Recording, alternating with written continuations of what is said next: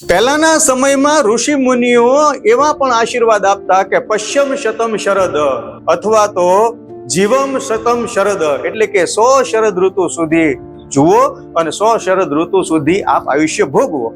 આવા આશીર્વાદ આપતા એટલા માટે કે શરદ ઋતુને રોગોની જનેતા ગણવામાં આવે છે, રોગોની જનની ગણવામાં આવે છે. આ ઋતુની અંદર મચ્છર કરડવાથી ડેન્ગ્યુ, મલેરિયા, ચિકનગુનિયા જેવા રોગોનો ઉપદ્રવ વધી જાય છે. મારા ને તમારા સૌના અનુભવ છે ને એવા સમયે આપણે હોસ્પિટલમાં દાખલ થવું પડે છે.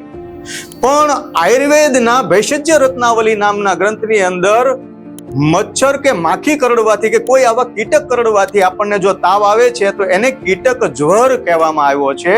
અને આ કીટક જ્વરની અંદર સુદર્શન ઘનવટીની સાથે સાથે ઘોડાવજ, સૂંઠ, મરી, પીપર, હિંગ, સિંધવ, ગજપીપર, વાવડિંગ, કાળીપાટ અને અતિવિષ, આ 10 વસ્તુઓને ચૂર્ણ બનાવી અને એક બોટલની અંદર ભરી લઈએ અને જેને પણ ડેન્ગ્યુ, મલેરિયા, ચિકનગુનિયા થાય એને સવાર સાંજ 200 ml પાણીમાં એક ચમચી ઉકાળો બનાવી અને એને પાઈએ તો એમાં સારામાં સારું પરિણામ પ્રાપ્ત કરી શકાય છે.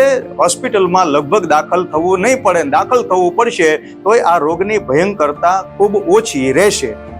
આપ કરશો ને, કારણ કે ચેતતા નર સદા સુખી.